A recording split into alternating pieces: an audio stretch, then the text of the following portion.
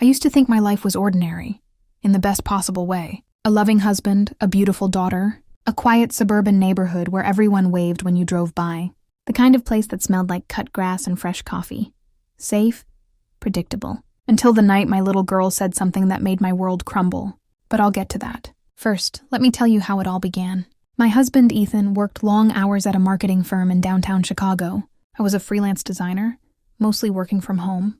Between deadlines, grocery runs, and kindergarten drop-offs, our lives moved in predictable circles. Our neighbor Samantha, or Sam as everyone called her, was a single mom who had just moved in 2 houses down.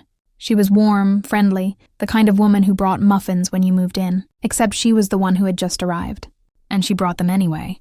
She had a teenage son, and often mentioned she could use some extra cash. So one night, when Ethan and I were invited to a company dinner, I said, "Why don't you ask Sam's boy to babysit Emily? He seems responsible." That's how Ryan, the babysitter, came into our lives. He was polite, quiet, and Emily adored him. Every Friday night, he'd come over for a few hours so Ethan and I could have a date night. It felt good, normal. I didn't realize those nights were the beginning of something I'd never be able to take back. One Friday evening, about a month later, Ethan came home unusually early. His shirt was untucked, his face tired, but there was something else. Something in his eyes that I couldn't name. "You okay?"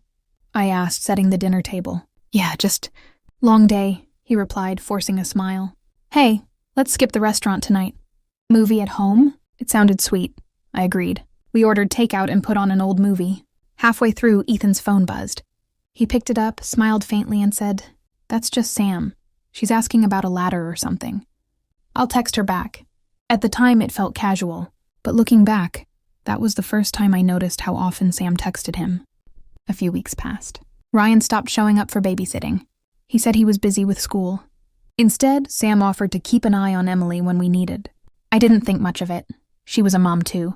Then one evening, while I was finishing a design project, Ethan walked in, adjusting his coat. "Where are you headed?" I asked. "Sam's roof is leaking," he said casually. She asked if I could take a look. "I'll be back in 20. 20 minutes turned into an hour, then 2. When he finally came home, his shirt was slightly damp, his hair messy. He said the leak was worse than expected. I believed him. Why wouldn't I? A few nights later, I was tucking Emily into bed when she said something strange. "Mommy, Daddy was at Sam's house today," she said sleepily. I smiled, brushing her hair. "Yes, honey. He was helping her with her roof, remember?" Emily frowned. "No, not today. He was there after lunch. I saw him from the window." My heart skipped. "Maybe you saw someone else, sweetie," but she shook her head. "He was with the babysitter." I froze. "Ryan?" I asked carefully. She nodded. They were both laughing, and Daddy kissed her hand. Then they went inside. I remember my hands trembling as I turned off her nightlight. I told myself she must have misunderstood. Kids see things differently, right? Still, that night I couldn't sleep. I kept staring at the ceiling, counting every crack, every creak, wondering how many lies could hide beneath something that looked so normal. The next day, Ethan left for work early. I dropped Emily off at school and decided to walk by Sam's house. I told myself I just wanted to clear my head. Her driveway was empty, but the curtains were drawn tight, even though it was a bright morning. I almost turned back, until I noticed something near the porch. Ethan's work gloves, the ones he always kept in the garage. I picked them up. They smelled faintly of motor oil. And something else. A soft trace of perfume, familiar, floral, not mine. That was the moment the first crack appeared in my perfect life. That evening, I asked Ethan casually, "Hey, did you forget your gloves at Sam's?" He looked surprised, just for a second. "Oh yeah, I must have dropped them when I fixed her pipe." "Pipe?" I asked. "I thought it was the roof." He blinked. "Right, roof, I meant roof," his voice faltered. It was small but enough. I smiled through the lie. Because sometimes pretending not to know feels safer than admitting the truth. That weekend, Sam invited us for a neighborhood BBQ. She looked radiant. Hair done, red nails, laughter that filled the air.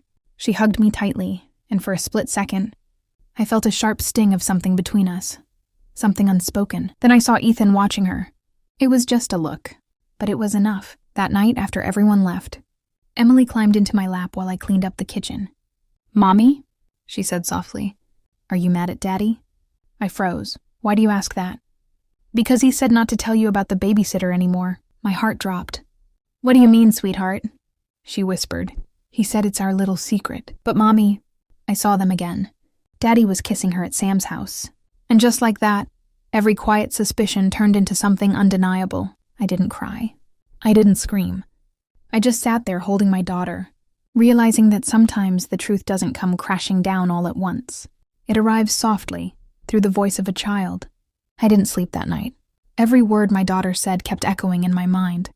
Daddy was kissing the babysitter at Sam's house. It was past midnight, and Ethan slept peacefully beside me. I watched his chest rise and fall, and all I could think was, how could someone look so innocent while hiding something so wrong?